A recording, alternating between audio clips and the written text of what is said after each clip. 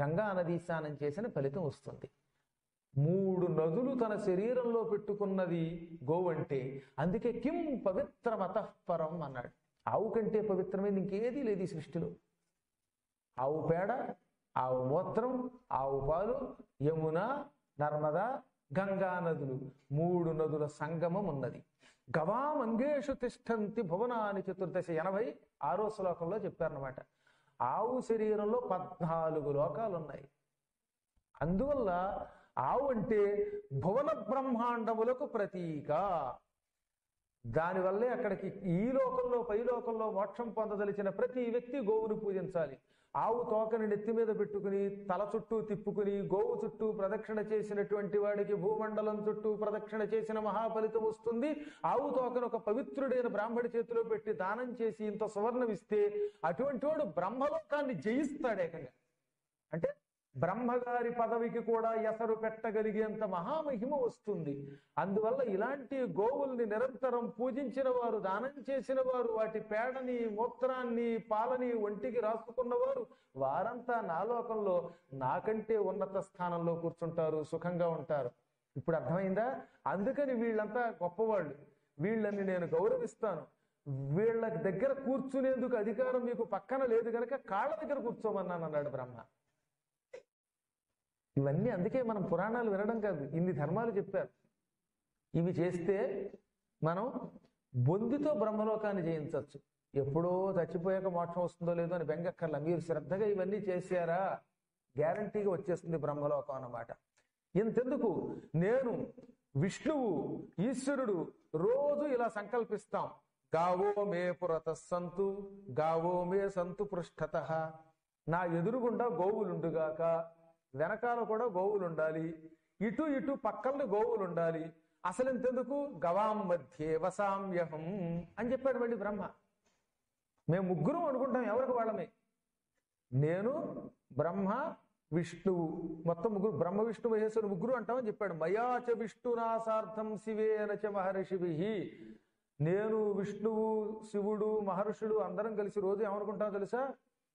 నా ముందు గోవులు ఉండాలి, నా వెనుక గోవులు ఉండాలి, నా పారిశ్రములలో గోవులు ఉండాలి, రోజు నేను గోవుల మధ్యలో ఉండాలి అని కోరుకుంటాం. మేమే గోవుల మధ్యలో ఉండాలని కోరుకుంటే ప్రజలారా మీరు గోవుల్ని విడిచిపెట్టి గోవులన్నీ మీ కళ్ళ ముందు కబేళాకి హైదరాబాద్ వెళ్ళిపోయి పరమ భయంకరులైన తురకాళ్ల చేతిలో వాళ్ళ కరకు కత్తులతో ముక్కలు ముక్కలై నాశనం అయిపోతూ ఉంటే వాటిని రక్షించకపోతే మీకు బ్రహ్మలోకం కాదు వచ్చేది, నరకం వస్తుంది సుమా అని చెప్పాడు చెప్పకుండా. అందువల్ల ఆవుల్ని వీలున్నంత వరకు రక్షించాలి. వాటిని అమ్ముకోవడానికి కాదు, వాటిని తినడానికి కాదు. గోమాంసం కంటే భయంకరమైన పాపాన్నిచ్చే మాంసం ఈ సృష్టిలో లేదు. శివలోకం కంటే కూడా ఉత్తమమైనది గోసేవ చేయటం. ఆ గోలోకం అనే ఒక లోకం ఉన్నది. ఆ లోకంలో శ్రీకృష్ణ పరమాత్మ ఉంటాడు. ఆయన గోవుల్ని పూజిస్తే స్వయంగా వచ్చి తనతో పట్టిగడతాడు. గోలోకోస్తి యస్సచ అని బ్రహ్మగారు స్వయంగా దేవతలకి చెప్పిన మాట. అసలు వైకుంఠం కంటే గొప్పది, కైలాసం కంటే గొప్పది, బ్రహ్మలోకం కంటే గొప్పది గోలోకం అంటే. అటువంటి గోలోకం పొందాలంటే గోవుల్ని భక్తితో పూజించాలి. ఆవులు నడుస్తున్నప్పుడు గిట్టల నుంచి వచ్చే మట్టి ఉంటుంది కదా, ఈ మట్టి వాళ్ళ ఇళ్ల మీద పడితే ఇల్లు మణిద్వీపం అవుతుంది. ఇంట్లో వాస్తు దోషాలుంటే ఆ వాస్తు దోషాల వల్ల ఇంట్లో వాళ్ళకి సుఖం ఉండదు ఎప్పుడూ కూడా. అలాంటప్పుడు ఏం చేయాలి? గోవుల్ని ఇంట్లో తిప్పాలి బాగా. అందుకే గృహప్రవేశంలో గోవుల్ని తిప్పడం సరదా కోసం తిప్పుతున్నారు అనుకుంటున్నారా? తెలుసో తెలియకో కింద ఏ ఎముకలో మట్టో ఉండొచ్చు. శ్మశానాలు కూడా ఆక్రమించేసి ప్లాట్లు చేసి అమ్మేస్తున్నారుగా. కింద ఏ ఎముకలు ఉన్నాయో, ఏ చెత్త ఉందో, ఏ భయంకర స్థలమో అక్కడ ఇల్లు కట్టుకుంటే వాడికి సుఖం ఉండదు. అదే కాకుండా ఒకవేళ వాస్తు దోషం ఉన్నా సుఖం ఉండదు. ఒక్కొక్కప్పుడు గృహప్రవేశానికి పెట్టిన ముహూర్తంలో లోపం ఉంటే కూడా అందులోకి వెళ్ళిన వాడు సుఖపడలేడు. అలాంటప్పుడు గోవుల్ని ఆ ఇంటిలో తిప్పితే దూడతో పాటుగా ఆ ఇంటిలో ఉన్న సకల వాస్తు దోషాలు పరిహారం అయిపోయి ఆ ఇల్లు పవిత్రమైన సకల సంపదలకి, శాంతికి, సుఖానికి నిలయమవుతుంది. ఇంకా వాడి జీవితంలో అందులో ఉన్నవాడు దుఃఖం పొందడు కాక పొందడు. పిల్లలకి పెళ్ళి ఒక బాధపడుతున్న వాళ్ళు గనక తమ ఇంట్లో ఈ ఆవుల్ని తిప్పి 3 రోజుల పాటు వాటికి దాణా పెడితే పిల్లలకి తప్పక పెళ్ళైపోతుందని శాస్త్రం చెప్పింది. ఇందులో ఎత్ర క్షీర వహానద్యో ఎత్ర పాయసకర్తమాహ. ఏ ఇంట్లో రోజు ఆవు పాలు పితకబడతాయో, ఏ ఇంట్లో ఆవు పాలతో పాయసం వండుతారో ఆ ఇంట్లో శుభకార్యాల మీద శుభకార్యాలు జరుగుతాయి. నిజంగా కూడా చెబుతాను, ఒక ఊళ్ళో ఒక ఆవిడ ఉండేది. వాళ్ళ అమ్మాయికి 40 ఏళ్ళు వచ్చినా పెళ్ళవ్వకపోతే ఈ పురాణం చెప్పాను అప్పుడు. ఒక 40 రోజుల పాటు దీక్షగా గో సంరక్షణ సమితికి వెళ్ళి వాళ్ళ అమ్మాయితో పాటు ఆవుని ఇంటికి తెప్పించేది. ఆ ఆవుని ఇంటికి తీసుకొచ్చాక లోపల కాసేపు దొడ్లో అటు ఇటు తిప్పించి అక్కడే దానికి దాణా పెట్టి కాసిన పాలు పితికి తర్వాత ఆ పాలతోటి రోజు ఇంట్లో పాయసం చేసి చిన్నపిల్లలకు పెట్టేది. 40 రోజులు చేసింది ఆవిడ. 41వ రోజున సంబంధం వచ్చింది. ఆశ్చర్యకరంగా పిల్లవాడు ఎదురు కట్నం ఇచ్చి మరీ పెళ్లి చేసుకున్నాడు. ఆడపిల్లలకి పూర్వం ఎదురు కట్నం ఇవ్వడం ఇప్పుడంటే ఇస్తున్నారు, కానీ ఇప్పుడు ఆడపిల్లలు దొరకట్లేదు, మగపిల్లలకి పెళ్లి అవ్వట్లేదు. కానీ పూర్వం కొంచెం ఎక్కువ మంది ఆడవాళ్ళు ఉండేవారు. అంచేత ఈ పిల్లకి పెళ్ళైంది, నేను కళ్ళారా చూశాను. ఇప్పుడు అదే చెప్తున్నాడు, ఇంట్లో రోజు ఆవు పాలు బాగా పితికి అక్కడ పాయసం ఆవు పాలతో చేసి నివేదన చేసి పిల్లలకి పెట్టినా లేదా ఎవరైనా మహాత్ములకి పెడితే ఆ ఇంట్లో శుభకార్యాలు జరుగుతాయి, పెళ్ళిళ్ళు అవుతాయి. జీవితంలో పెటాకులు మాత్రం అవ్వవు. మీరు ఎప్పుడు పెళ్లి పెటాకులు లేవని అడగండి, పెళ్ళి అవ్వాలని కోరుకోండి. అసలు పెళ్ళి ఏంటంటే పెటాకులు ఎందుకు లేనిపోను గొడవ. అంచేత అన్ని శుభకార్యాలే జరుగుతాయి అని పరిపరి విధాలుగా చెప్పి ఎన్ని విశేషాలు చెప్పాడో. కాశీ మహిమ అంటే అందుకే అదొక గొప్ప జ్ఞానఘట్టము అన్నారు. దేవతలు ఆశ్చర్యపోయారు. మహాత్మా చాలా సంతోషం, ఇవన్నీ మాకెందుకు చెప్పావు అన్నారు వాళ్ళు. ఎందుకు చెప్పానా, ఇప్పుడు నేను చెప్పినవన్నీ వినడం వల్ల మీ కష్టం తొలగిపోతుంది అందుకు చెప్పాను. బ్రహ్మగారు సరదాకి చెప్పలా, మీరెందుకు వచ్చారో నాకు తెలుసు. సూర్యభగవానుడి రథం వింధ్యపర్వతానికి తగిలింది, వింధ్యపర్వతం ఆగిపోయింది, దాంతో లోకమంతా స్తంభించిపోయింది, కాలం ఆగిపోయింది. ఆ కాలం యథాతథంగా వెళ్ళాలంటే సూర్యుడి రథాలు కదలాలి, కదలాలంటే పర్వతం కిందకి దిగాలి, దిగాలంటే మీరు వచ్చిన పని అవ్వాలంటే నేను చెప్పిన ఈ మంచి మాటలు వినాలి. ఇప్పుడు చెప్పినవన్నీ ఎవరైనా వింటే స్తంభించిపోయిన పనులు అవుతాయి, అది అందుకు చెప్పాడు ఆయన. ఇంకొంచెం తేలిగ్గా చెబుతాను మీకు. స్తంభించిన పనులు అవ్వాలి అంటే ఇదే ఘట్టం వినాలి అన్నాడు. ఒక ఆయన ఆస్తి కోసం కోర్టులో కేసు వేసాడండి. ఆ కోర్టు కేసు అప్పటికీ పరిష్కారం అవడంలా. అప్పుడు ఈ ఘట్టాన్ని ఇంట్లో పూర్వం పారాయణ చేయించేవారు. ఇది వింటే అర్థంతో పాటు పారాయణ చేయించుకుని వింటే వెంటనే కోర్టు కేసు పరిష్కారమై వాళ్ళ ఆస్తి వాళ్ళకి దక్కిన వాళ్ళని నేను చూశాను. కొన్ని పనులు ఎందుకో తెలియదు ముందుకు వెళ్ళం, ఎంత గింజుకున్నా పనులు అవ్వవు. ఇల్లు కట్టాలనుకున్నాడు, శంకుస్థాపన చేశాడు, అవ్వదు. పెళ్ళి అనుకున్నాడు, అవ్వదు. ఇంకేదో పని అనుకున్నాడు, అవడం లేదు. అప్పుడు గనక ఇప్పుడు బ్రహ్మగారు చెప్పిన ఈ సూక్ష్మ రహస్యాలు ధర్మ రహస్యములు వింటే ఆ పనులన్నీ మళ్ళీ యథాతథంగా సాఫీగా అయిపోతాయి. అందుకని నాయన మీకు ఇప్పుడు కాలం స్తంభించింది, స్తంభించిన కాలం మళ్ళీ యథాప్రకారం నడవాలి, మీ పనులు అవ్వాలి కనుక నేను ఈ ధర్మ సూక్ష్మములు శాస్త్రములు చెప్పాను. ఇది విన్నారుగా కాబట్టి మీ పని ఇప్పుడు హాయిగా అవుతుంది. ఇప్పుడు అర్థమైందా? బ్రహ్మగారు సరదా కోసం చెప్పాడా? ఆయన వాళ్ళు వచ్చింది పని ఒకటి అయితే ఈయన గోవుల గురించి చెబుతాడు ఏమిటండి అని మనకు అనుమానం రాదు. మేమేమో అక్కడ సూర్యభగవానుడి రథం ఆగిపోయింది అని నీ దగ్గర మొరపెడితే అది మానేసి మమ్మల్ని కూర్చోబెట్టి ఆవుల్ని పూజించండి, బ్రాహ్మణుల్ని పూజించండి, తల్లిదండ్రుల్ని పూజించండి, పురాణాలు చెప్పించండి, వినండి అంటావేమిట్రా అని అడగకుండా ఇవన్నీ మీకు చెప్పాను, ఇది మీరు విన్నారు కాబట్టి మీ పని అయిపోతుంది హాయిగా. ఇప్పుడు చెబుతున్నాను ఒక కిటుకు. మీరు నా దాకా వచ్చారు గనక, నేను మీకు ధర్మాలు చెప్పాను గనక మీకు పని చేసి పెట్టి ఒక వీరుణ్ణి చూపిస్తాను. భూలోకంలో కాశీ క్షేత్రంలో అగస్త్యుడు అని ఒక మనిషి ఉన్నాడు. ఆయన కాశీలో ఉంటాడు. అగస్త్యుడి గురించి చెప్పాను కదా మీకు. నిమి చక్రవర్తి గురించి ఇందాకే. నిమి చక్రవర్తి శాపం వల్ల వశిష్ఠుడు కొండలోంచి పుట్టాడు. అదే కొండలో నుంచి మిత్రావరుణుల రేతస్సుతో అగస్త్యుడు పుట్టాడు. అందుకే ఇద్దరిని కూడా కుంభ సంభవులు, కొండలోంచి పుట్టిన వాళ్ళు, ఘటోద్భవులు అంటారు. ఆ అగస్త్య మహర్షి తన భార్య లోపాముద్రతో ప్రస్తుతం కాశీ క్షేత్రంలో గంగా నదీ తీరంలో విశాలమైన ఒక తోట తయారు చేసుకుని ఆ తోటని పెంచుతూ అక్కడ ఉన్నాడు. మీరు కాశీ వెళ్ళండి, అక్కడ అగస్త్య మహర్షి దగ్గరికి వెళ్ళండి, మళ్ళీ ఆయన్ని చాలా వినయంగా అడగండి. ఎప్పుడు కూడా మహాత్ముల్ని చాలా గౌరవంగా వినయంగా పని చేసి పెట్టమని అడగాలి. ఏమయ్యో అగస్త్య అని ఇక్కడి నుంచే వెళ్ళి మీరు ధిక్కరించి అడిగితే ఆయన శపిస్తే మీరు నాశనం అయిపోతారు. అగస్త్యుడు అంత గొప్పవాడు. వాతాపి ఎల్వలురనిగడి, వాతాపి ఎల్వలుడు అని ఇద్దరు రాక్షసులు ఉండేవారు. ఈ ఇద్దరు రాక్షసుల్ని మహావేగంగా సంహరించిన తపస్యాలి అగస్త్య మహర్షి అనగానే దేవతలు ఆశ్చర్యపోయి ఆ కథ ఏమిటని అడిగారు. అయితే చెబుతున్నా వినండి, తెలియని వాళ్ళ కోసం, తెలిసిన వాళ్ళకి ఎలాగో తెలుసు కదా. పూర్వం దండకారణ్యంలో ఎల్వలుడు వాతాపి అని ఇద్దరు అన్నదమ్ములు రాక్షసులు మకాం పెట్టారు. దండకారణ్యంలో భయంకరమైనటువంటి ఒకానొక చెట్ల ప్రాంతంలో ఆశ్రమం కట్టుకుని ఆశ్రమంలో ఉండేవారట ఇద్దరు. అందులో ఎల్వలుడు అనేవాడు పెద్దవాడు, వాతాపి తమ్ముడు. ఈ ఎల్వలుడికి వాతాపికి చాలా మహిమలు ఉన్నాయి. ఎల్వలుడు వాతాపి అనే తన తమ్ముడిని మేకపోతుగా మార్చేసేవాడు. ఈ మేకపోతుని ఆశ్రమం ముందు కట్టేవాడు. అడవిలోంచి ఎవరన్నా వెడుతూ ఉంటే ఏమండోయ్ ఇలా రండి అనేవాట. వాళ్ళు వచ్చేవారు. మీకు మంచి భోజనం పెడతాను, మేక మాంసంతో తినండి అనేవాడు. పూర్వకాలంలో ఋషులకు ఒక నియమం ఉన్నది.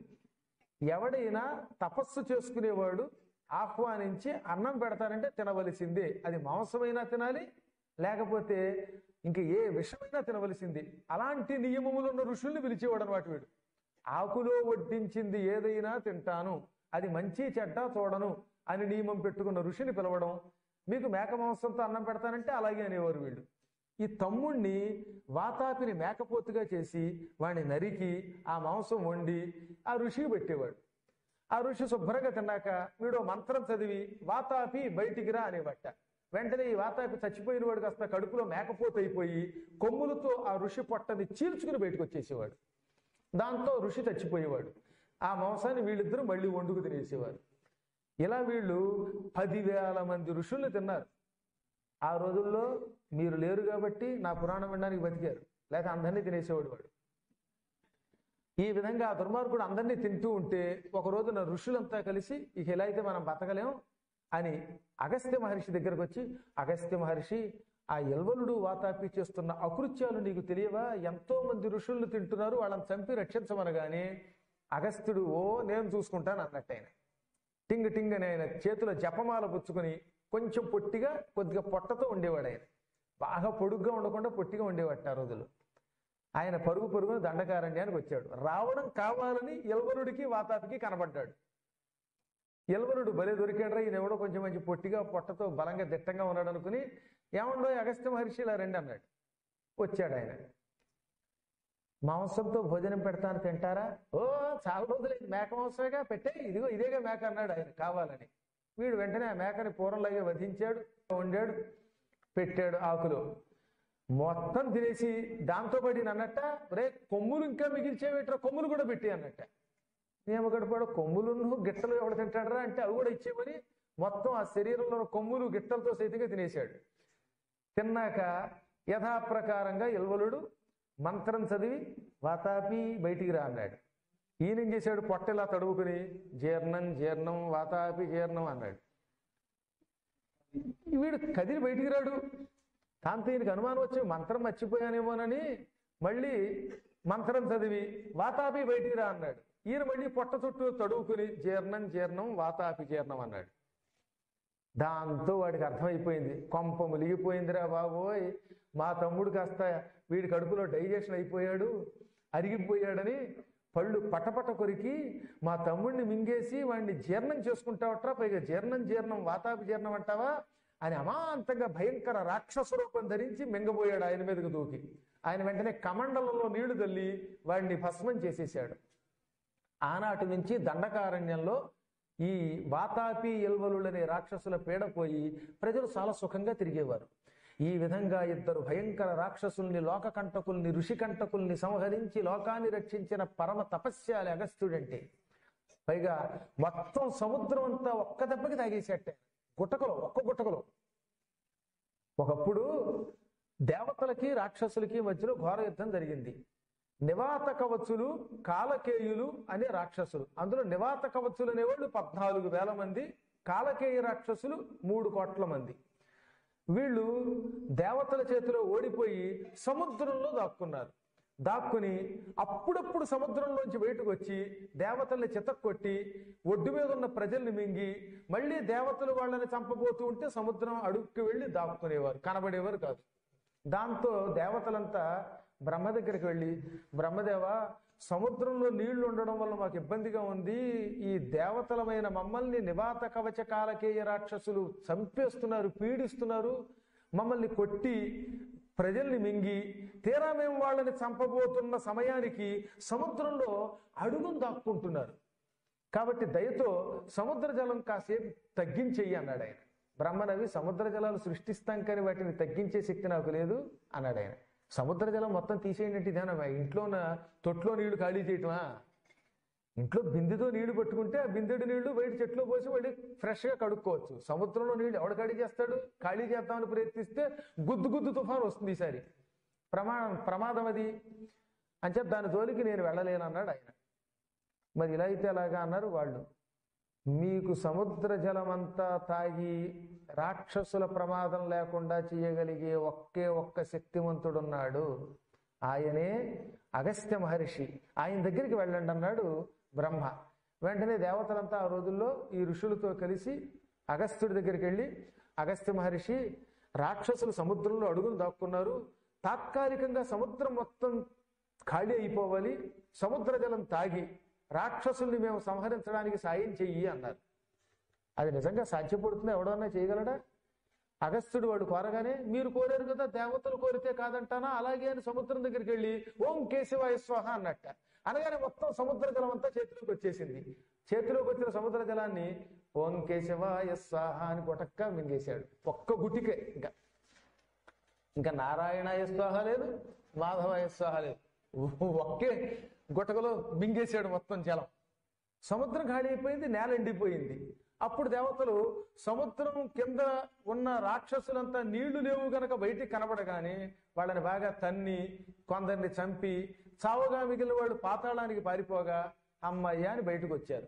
వచ్చి, ఏమండి సముద్రంలో నీళ్లు లేకపోతే ప్రమాదం, నీరు ఆవిరవ్వాలి, ఆవిరైన నీరు మేఘం అవ్వాలి, మేఘాలు మళ్ళీ వర్షించాలి, వర్షించిన నీరు నదులుగా ప్రవహించాలి, ఈ చక్రం తిరగకపోతే ప్రపంచానికి నష్టం వస్తుంది, కాబట్టి మళ్ళీ నీళ్లు వదిలేయమన్నారు అగస్త్యుణ్ణి. ఆయన అన్నాడు, ఇంక వదలడం ఉండదు, తాగిన నీరంతా జీర్ణమైపోయింది అన్నట్టే. అంత సముద్ర జలం అంతా జీర్ణమైందా? అది కడుపా కండవల్లి మడుగా అన్నారు వాళ్ళు. నేనంతే, ఏం తిన్నా కడుపులోకి జీర్ణం అయిపోతే మళ్ళీ బయటికి రావడం లేదన్నాడు ఆయన. మళ్ళీ భగీరథుడు గంగా నదిని భూమిలోకి తీసుకొచ్చాక అప్పుడు తిరిగి సముద్రం ఏర్పడింది. అప్పటిదాకా సముద్రం రాలేదు. చూసారా? అలా సముద్ర జలం మొత్తం ఒక్క చుడుకతో, ఒక్క గుటకతో పుచ్చుకున్నవాడైన. అందుకే ఏకపాద చుడుకాహంకార నిశేష శోషిత పాదోధిపయస్కుడైన మునిదోచన్ అరణ్య పర్వంలో ఎర్రాప్రకట రాశాడండి. అద్భుతమైన పద్యం అన్నమాట ఇది. అతి గంభీర్య విభూతి నేక చుడుకాహంకార నిశేష శోషిత పాదోధి పయస్కుడైన మునిదోచన్. శరత్కాలంలో అగస్త్య మహర్షి కనబడ్డాడు. ఆకాశంలో అగస్త్య నక్షత్రం కనపడుతుంది శరత్కాలంలో. ఆ నక్షత్రం కనబడగానే ఆయన ఏమన్నాడు, మహాగంభీరమైన తన మహిమతో ఒక్క చుడుకతో, ఒక్క పుడిసిలితో భయంకర సముద్రమంతా తాగిన మహానుభావుడు ఆయన. ఆ మహిమ వేరు నీకెవరి దగ్గర ఉండదు. అటువంటి అగస్త్యుడు ప్రస్తుతం కాశీలో గంగా నదీ తీరంలో మారేడు చెట్ల తోట, మల్లె వనం అన్ని ఏర్పాటు చేసుకున్నాడు. అంటే బోలెడని మారేడు చెట్లు, బిల్వవనం పెంచాట. మధ్యలో మల్లె తీగలు నాటాడు. ఇంకా రకరకాల పూల చెట్లు పెంచుతూ రోజు తాను తన భార్య గంగాజలం వాటి మీద పోసి వాటిని పెంచి ఆ ఆకులు పువ్వులు శివుడి పూజకి అమ్మవారి పూజకి మాత్రమే వాడతారు వాళ్ళు. ఇన్ని మల్లె పువ్వులు ఉన్నాయా? ఈ మల్లె పువ్వుల్లో ఒక్క మల్లె పువ్వు కూడా లోపాముద్ర కొప్పులో పెట్టుకోలేదుట. ఆడవాళ్ళకి సహజంగా మల్లె పువ్వులు అంటే అంత ఇష్టం అండి. ఇంట్లో దొడ్లో మల్లె పువ్వుల్ని బాగా పెంచిన తర్వాత వాటిని దండ కింద గుచ్చి జడలో పెట్టుకోకుండా అన్ని పువ్వులు కేవలం దేవతలకే ఇస్తున్నాము అనేవాళ్ళు ఎంతమంది ఉంటారు? కష్టం. కానీ లోపాముద్ర రోజు ఇన్ని మల్లె పువ్వులు కోసి అమ్మవారు అన్నపూర్ణాదేవికి విశాలాక్షికి ఇచ్చేది. ఈయనేం చేసేవాడు? బిల్వవనం పెంచాడు. ఈ మారేడాకులు రోజు కోసి ఈశ్వరుడికి, కాశికా విశ్వేశ్వరుడికి ఇచ్చేవాడు. ఇంకా రకరకాల పువ్వులు అవి ఉన్నాయి. వాటిని కూడా అన్ని కేవలం శివ పూజకి అమ్మవారి పూజకి వాడేవారు వాళ్ళు. ఆ తోటలో ఉన్న అగస్త్యుని దగ్గరికి వెళ్ళండి, ఆయన క్షణంలో వింధ్య పర్వతం గర్వం అణిచేస్తాడు, మీ జాతకమే మారిపోతుంది అని బ్రహ్మదేవుడు చెప్పగానే దేవతలు పొంగిపోయి ఆనందంతో పరవళ్ళు దొక్కారట. ఎందుకో తెలుసా? ఏకక్రియాద్వ్యర్థకరీ అంటాడు ఇక్కడ కాశీఖండంలో స్కాంద పురాణంలో. ఒక పని మీద వచ్చాం, రెండు ప్రయోజనాలు పొందుతున్నాం. ఏమిటా రెండు ప్రయోజనాలు? లోకశ్రేయస్సు కోసం రథం వెళ్ళాలి, సూర్యరథం. అంటే వింధ్యపర్వతం గర్వం తగ్గాలి. గర్వం అణిచి వింధ్యపర్వతాన్ని అణిచి రక్షించమని మేము వెళుతున్నాం అగస్త్యుని దగ్గరికి. కానీ అగస్త్యుని దగ్గరికి వెళ్ళే దేనికి? మా పని మీద. ఆ వెళ్ళే ఊరు మాత్రం కాశీ. దీనివల్ల లాభం ఏమిటి? ఒకటి, అగస్త్యుడి వల్ల వింధ్యపర్వతం గర్వం అడిగిపోతే అదొక పని. అంతకంటే గొప్ప పని రెండో ప్రయోజనం, కాశీని చూస్తున్నాం. ఎన్ని జన్మలు తపస్సు చేసినా, ఎంతమంది గింజుకున్నా ఒక్క క్షణం కూడా కాశీ వెళ్ళి అక్కడ ఉండలేమంటారు ఈశ్వరానుగ్రహం లేకపోతే. ఈశ్వరానుగ్రహం లేకపోతే చొరబడడానికి వీలు కాని పరమ పవిత్రమైన కాశీకా పట్టణం సకల కైవల్య కళ్యాణ రాశి, పాపాలన్నీ కడిగి అవతల పారేసే రాకాశి కాశీ. మనం చేసే పాపములు మాంసమట. అందుకే కాశీని ఏమన్నారో తెలుసా? కాశీ కూడా మాంసం తింటుందన్నారు. ఏం మాంసం? కలుష పిసితంబు మెసవురా కాశీ కాశీ. ఒకటా రెండా ఎన్ని పాపాలు! ఈ మనం చేసిన పాపములన్నీ ఒక మాంసం ముద్ద. ఈ పాపములనే మాంసపు ముద్దని మింగే రాకాశి కాశీ. అంటే మన పాపాలు నాశనం చేస్తుంది అని అర్థం. అటువంటి కాశీకి వెడుతున్నాం కాబట్టి రెండు పనులు. ఒక పని మీద వెడితే రెండు ప్రయోజనములు. ఒకటి, సూర్యుడు యథాతథంగా వెడతాడు. రెండోది, కాశీని సేవిస్తున్నాం అనుకుంటూ బ్రహ్మదేవ నీ ధర్మమానని మళ్ళీ కాశీ వెళ్ళి కాశీ విశ్వేశ్వరుడిని సేవిస్తున్నాం అని ఆయన్ని పదే పదే ప్రశంసించి భూలోకానికి వచ్చారు. రావడంతో డైరెక్ట్ గా అగస్త్యుడి దగ్గరికి వెళ్ళాల. ఎందుకని? వచ్చింది కాశీ. కాశీ వచ్చాక అసలు పని కంటే ఇది గొప్ప కదా. వెంటనే ముందుగా మణికర్ణికా ఘట్టానికి వెళ్ళారు. ఇది కొంచెం జాగ్రత్తగా వినాలి. కాశీకి వెళ్ళిన వాడు మొట్టమొదట మణికర్ణికా ఘట్టములో స్నానము చెయ్యాలి. అది కాశీకి నియమం. మొదటిసారి వెడితే తర్వాత వెళ్ళేవాడు ఎక్కడ స్నానం చేసినా పర్వాలేదు. కానీ తొలిసారి కాశీ వెళ్ళిన వాడికి, లేదా మొదటి రోజు ఈ పని చేస్తే తర్వాత ఎన్ని రోజులున్నా ఇంక మిగతా ఈ నిర్వహణ అక్కర్లేదు. కానీ ముందుగా మణికర్ణికా ఘట్టంలో స్నానం చెయ్యాలి. అందుకని దేవతలు ఋషులు కలిసి భక్తితోటి కాశీలోకి వెళ్ళగానే హరహర మహాదేవ శంభో అనుకుంటూ ఆనందంతో పులకించిపోయారు. వెళ్ళి మణికర్ణికా ఘట్టం దగ్గర సంకల్పపూర్వకంగా స్నానం చేశారు భక్తి శ్రద్ధలతో. ఆ తర్వాత 3 సార్లు నీళ్లు తీసి మెట్టు మీద పోశారు. మణికర్ణికలో స్నానం చేయగానే 3 సార్లు దోసిళ్లతో నీళ్లు తీసి మెట్టు మీద పోస్తే అటువంటి వాడు అశ్వమేధ యాగం చేసిన ఫలితం పొందుతాడు. ఇది కాశీ మహిమలో సుస్పష్టంగా స్వయంగా ఈశ్వరుడు చెప్పాడు. దేవతలు అలా చేశారు. కాబట్టి ఇందులో మీలో అలా 3 సార్లు పోసిన వాళ్ళు ఎవరన్నా ఉన్నారేమో చెప్పండి. అలా ఉంటే వాళ్ళు చాలా అదృష్టవంతులు అనమాట. మణికర్ణికలో స్నానం చేయగానే 3 సార్లు దోసిళ్లతో నీళ్లు తీసి మెట్టు మీద పోసిన పుణ్యాత్ములు ఎవరైనా ఉన్నారో ఒకసారి చూపించండి. అదిగో ఆవిడ చేస్తున్నారు. అలా ఒకళ్ళిద్దరున్నా చాలు. ఇక మీదట మీరు గుర్తుపెట్టుకోండి. మళ్ళీ కాశీ పెడతాను, నేను తీసుకెడతాను. వెళ్ళినప్పుడు 3 దోసిళ్ళు పోయండి. 3 కంటే ఎక్కువక్కర్లా. 3 పోస్తే అశ్వమేధ యాగం అన్నారు, 33 పోస్తే ఇంకేం యాగ ఫలితం వస్తుందో అని అక్కర్లా. 3 సార్లు చాలు.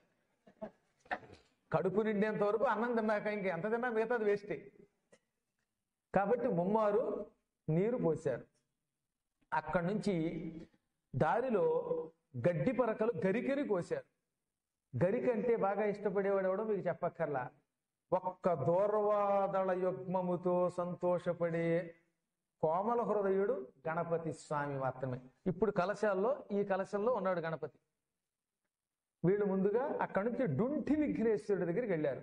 అంటే మణికర్ణికా ఘట్టంలో స్నానం చేసి నీళ్లు మెట్ల మీద పోసాక మనం చేయవలసిన పని విఘ్నేశ్వరుడు. ఏ విఘ్నేశ్వరుడు? అది కూడా డుంఠి, ఒత్తుట్ట. హిందీ వాళ్ళకి వికృతి అయిపోయి డూండి డూండి అంటున్నారు, కానీ డూండి కాదు, అది డుంఠి అన్నమాట. డుంఠి విఘ్నేశ్వరుడు మండూక జఠరుడు. కప్ప పొట్ట లాంటి పెద్ద పట్టు ఉంటుంది ఆయనకి. ఆపాదమస్తకం సింధూరం పోస్తారు. అక్కడికి వెళ్ళి గరికి పోతలు అక్కడ పెట్టాలి. సుముఖశ్చైకదంతశ్చ కపిలో గజకర్ణకః లంబోదరశ్చ వికటో విఘ్నరాజో గణాధిపః ధూమకేతుర్గణాధ్యక్షః ఫాలచంద్రో గజాననః వక్రతుండ స్వర్పకర్ణో హేరంబ స్కందపూర్వజః షోడశైతాని నామాని యః పఠేత్ శృణుయాదపి విద్యారంభే వివాహే చ ప్రవేశే నిర్గమే తథా సంగ్రామే సర్వకార్యేషు విఘ్నస్త శరజాయతే. ఈ షోడశ నామములతో విఘ్నేశ్వరుడి దగ్గర గరిక పెట్టి ఎడమ చేతిని ఈ 2 వేళ్లతో పైకిలా తీయండి. ఎడమ చెయ్యి తీసుకుని చూపుడు వేలు మధ్య వేలు ఈ 2 వేళ్లతో కుడి చెవిని పట్టుకోవాలి. ఆ తర్వాత కుడి చేతిలో ఉన్న చూపుడు వేలు మధ్య వేలుతో ఎడమ చెవిని పట్టుకోవాలి. పట్టుకుని ఆయనకు ఎదురుగుండా నిలబడి మీ గోత్రం పేరు చెప్పుకోండి. మోకాళ్ళు పనిచేస్తే 2 మోకాళ్ళ చెప్పులు బాగా పనిచేస్తే 5 గుంజీళ్లకు తక్కువ కాకుండా తీయండి. కుదిరితే గుంజీళ్లు. పోలీసారి పక్కకు తోస్తున్నా వినిపించుకోకుండా కూడా గుంజీళ్లు తీసేవాళ్ళు ఉన్నారు ఇప్పటికి కూడా. వాడిని తోసేసి మరీని నేను చూశాను అక్కడ సెక్యూరిటీ గార్డ్ని. మా గురువు గారు చెప్పారు అని తోసేవాడు గుంజీ తీస్తే వాడు దండం పెట్టి కూరుకున్నాడు. మనం గుంజీ తీస్తామంటే వాడేవాడు వాడిని గుంజి మరీ పక్కకు తోసి గుంజీలు తీసిన పుణ్యాత్ములు ఉన్నారనమాట. కాబట్టి వీలుంటే గుంజీలు అక్కడ కొంచెం పక్కకెళ్ళి కూడా చేయొచ్చు. అక్కడేని కాదు, ఆ విఘ్నేశ్వరుడి సన్నిధానం అంతా అదే. గరిక పెట్టాక ఆయనకి గుంజీళ్ళు అంటే చాలా ఇష్టం.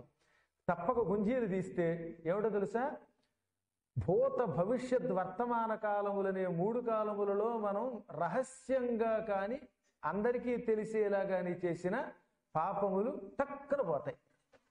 అందరికీ తెలిసేలా పాపాలు ఎందుకు చేస్తారులేండి, అవి కొద్దిగా చేసి తెలియకుండానే చేస్తారు రహస్యంగా. పైకి మాత్రం మీ అంత గొప్పవాళ్ళు లేరు, బయట వెళ్ళాక వాడు దొంగపడకూడదు అని తిట్టేవాళ్ళు ఎంతమంది లేరు. నేను ఇలా అన్నానని ఏమనుకోవద్దు, అది సృష్టి రహస్యం. ఇలాగ రహస్యముగా నాలుకతోటో ఇంకో దానితోటో చేసే పాపములన్నీ అప్పుడప్పుడు మేము కూడా కుండ బదులు కొట్టినట్టు ఉన్నదన్నట్టు చెప్పేస్తూ ఉంటాం, కానీ తప్పదు, మరి ఏం చేస్తాం. ఈ సింహాసనం విక్రమార్క సింహాసనం కనుక ఈ పాపాలన్నీ విఘ్నేశ్వరుడి దగ్గర అలా గుంజీళ్లు తీస్తే పోతాయి. కానీ ఒకసారి గుంజీళ్లు తీసి పాపాలు పోయాక మళ్ళీ బయటకు వచ్చి పాత పాపాలు పోయాక కొత్త పాపాలు మళ్ళీ మొదలెట్టుకోవచ్చు. అది భౌతిక. ఇక్కడి నుంచి బయలుదేరాలి. దేవతలు డుంటి విఘ్నేశ్వరుడికి నమస్కరించి అన్నపూర్ణాదేవి మందిరంలో ప్రవేశించారు. అన్నపూర్ణాదేవి దగ్గరికి వెళ్ళాలన్నమాట విఘ్నేశ్వరుడి దర్శనం తర్వాత. ఏమి పరమ పవిత్రమైన ఆలయం అండి. ఇప్పుడంటే కొంచెం చిన్నవైపోయాయి, కానీ పూర్వకాలంలో ఇంకా చాలా విశాలంగా ఉండే రోజులు వేరు. ఆనాటి దేవతల కాలంలో ఆలయాలు క్రమక్రమంగా ఈ విదేశీయులు పరమ దుర్మార్గుల వల్ల దండయాత్రల వల్ల సర్వనాశనం అయిపోయాయి. ఔరంగజేబు అనే ఒకనొక త్రాష్టుడు నీచుడు ఆలయం సగం నాశనం చేశాడు. మన అదృష్టవశాత్తు శివాజీ కనుక సైన్యాన్ని పంపించుండకపోతే, శివాజీ మహారాజు అనే ఒక పుణ్యాత్ముడు లేకపోతే ఈ ఆలయం కూడా లేదు. అందుకే మనం శాశ్వతంగా కృతజ్ఞతతో ఆ శివాజీని రోజుకోసారైనా తలుచుకోవాల్సిందే. ఆ తర్వాత అన్నపూర్ణాదేవి ఆలయానికి వెళ్ళి దానికి చెప్పాడు, ప్రదక్షిణం కుర్యాత్, 2 ప్రదక్షిణలకు తక్కువ కాకుండా చెయ్యాలి. అమ్మవారికి చాలా ఇష్టం ఆ ప్రదక్షిణ. ఆ ఆలయంలో ప్రదక్షిణ చేస్తున్నప్పుడు నైరుతి కోణంలో లోలార్కుడు అనే పేరుతో సూర్య భగవానుడు ఉన్నాడు. సూర్యుడు 7 గుర్రాలు పుంచిన చిన్న రథం మీద ఉంటాడు. ఆయనకి మరొక వైపున్న కుబేరుడికి, లోపలున్న యంత్రేశ్వరుడికి, లోపలున్న విఘ్నేశ్వరుడికి నమస్కారం చేసి ప్రదక్షిణానంతరం అప్పుడు అన్నపూర్ణాదేవికి భక్తి శ్రద్ధలతో నమస్కరించాలి. ఆ తల్లి అనుగ్రహంతో మనం ఇంత అన్నం తినగలుగుతున్నాం. ఆ తల్లి అనుగ్రహంతో ఏ ఊరు వెళ్ళినా వేళకి ఎప్పుడు ఏది అవసరమో అది అందుతూ ఉంటుంది. అసలు తల్లికి మించిన దేవత లేదు పొమ్మన్నారు. అందుకే శంకరాచార్యులు వారు అందుకే అన్నపూర్ణే సదాపూర్ణే శంకర ప్రాణవల్లభే జ్ఞాన వైరాగ్య సిద్ధ్యర్థం భిక్షాందేహి చ పార్వతి అని భక్తి శ్రద్ధలతో అమ్మని కొలిచాడు ఆయన. అసలు కొంచెం జ్ఞానం ఉన్న వాళ్ళంతా ముందు పట్టుకోవాల్సింది అమ్మనే. హోమ్ డిపార్ట్మెంట్ వల్ల లాభం ఉంది, కానీ మగవాళ్ళ వల్ల లేదని అన్నం. కానీ ఏదైనా ఇంటికి వస్తే కాస్త కాఫీ ఇచ్చినా, అన్నం పెట్టినా, పాయసం పెట్టినా, ఏమండి గురువు గారు మంచినీళ్ళు కావాలా లేకపోతే కాఫీ కావాలా, పొద్దున వాళ్ళే చేసి పెడతారు. లింగయ్య గారు డ్రైవింగ్ అంటే చేస్తారు కానీ కాఫీ అని పెడతాడా? ఆయన పుణ్యాత్ముడు, కాఫీ కూడా పెట్టగలిగితే పెట్టచ్చు, అది వేరే విషయం. కానీ ఏది ఏమైనప్పటికీ కూడా పక్కన పట్టుకోవాల్సింది హోమ్ డిపార్ట్మెంట్ని. అందుకని అన్నపూర్ణాదేవిని భక్తి శ్రద్ధలతో శంకరుడు స్తుతించాడు. మనం కూడా అలాగే భక్తి శ్రద్ధలతో అమ్మకి నమస్కారం చెయ్యాలి. పూర్వకాలంలో స్వయంగా తాకి అమ్మని పూజించారని చెప్పారు. దేవతలు, మానవులు, కులంతో మతంతో సంబంధం లేకుండా చండాలురు కూడా అన్నపూర్ణాదేవిని తాకి వస్త్రాలు ఇచ్చారు. ఇప్పుడు కూడా పాపం అక్కడ అర్చకులు చాలా మంచివాళ్ళు అండి. నేను ప్రతి సంవత్సరం వెళ్ళినప్పుడు ఒక చీర, ఒక 100 రూపాయలు పట్టుకెళ్ళి మా ఆవిడతో పాటు ఇస్తే వెంటనే వాళ్ళు లోపలికి అమ్మని ముట్టుకొనిస్తారు. కొంచెం నేనంటే ఇప్పుడు పరిచయం అయిపోయాను కనుక అభిమానంతో గురువు గారు అక్కడ చాలా మంది శిష్యులు చెప్పడం వల్ల, అక్కడ ఆశ్రమంలో నా శిష్యులు ఉండడం వల్ల వెళ్ళగానే ఇప్పుడు డైరెక్ట్గా లోపలికి పంపుతున్నారు. కానీ ఒక్క 100 రూపాయలు వాళ్ళు పెద్ద ఎక్కువ అడగరు కూడా. ఇస్తే ఆ చీర అక్కడ పెట్టి మనల్ని ముట్టుకుని పూజ చేయనిస్తారు. అమ్మని తప్పక స్వయంగా పాదాలు పట్టుకోమని చెప్పారు. అన్నపూర్ణాదేవిని స్వయముగా తాకితే దానివల్ల వచ్చే ఫలితం అధికము. ఇది శాస్త్ర ప్రమాణం గనక. ఇప్పుడు అన్నపూర్ణ దర్శనం అయింది. ఈ క్రమం మర్చిపోవద్దు. ముందు మణికర్ణికా ఘట్టం, ఇదంతా నేను చెబుతున్నది మళ్ళీ పురాణంలో ప్రమాణంగా. మణికర్ణికా ఘట్ట స్నానానంతరం ఒడ్డు మీద మెట్ల మీద 3 సార్లు నీళ్లు పోసిన తర్వాత డుంటి విఘ్నేశ్వరుడి పూజ, ఆ తర్వాత అన్నపూర్ణాలయంలో ప్రదక్షిణ, సూర్యుడు మొదలైన వాళ్ళని చూసి అన్నపూర్ణాదేవిని తాకి, ఇప్పుడు ఈశ్వరాలయంలోకి విశ్వేశ్వరాలయంలోకి వెళ్లే ముందు అక్కడ శనైశ్వరుడు ఉంటాడు. ఈసారి చూడండి, తప్పక శనిగారి మందిరం ఉంది. ఆ శనైశ్వరుడికి నమస్కరించి వీలుంటే ఒక దీపారాధన కూడా చెయ్యండి. ఇప్పుడు 15, 25, 20 పుచ్చుకుంటున్నారు, బోలెడు ఖర్చు పెడుతున్నాం, 20 రూపాయలు పెట్టి దీపారాధన చేయడం దేవుడి కోసం. ఈ దీపారాధనతో పాటుగా కాశీఖండంలో ఒక శ్లోకం చెప్పారు. ఆ శ్లోకాన్ని అక్కడ చదివితే అష్టమ శని, అర్ధాష్టమ శని, ఏలినాటి శని, ఇంకా అనేక జాతక దోషాలు పోతాయి. కోణం నీలాంజన ప్రఖ్యం మందచేష్ట ప్రసారిణం ఛాయా మార్తాండ సంభూతం, ఛాయా మార్తాండ సంభూతం నమస్యామి శనైశ్చరం. ఈ శ్లోకంతో ఆ శనైశ్వరుడికి దీపారాధన చెయ్యాలి. తక్కిన కథా విశేషాలు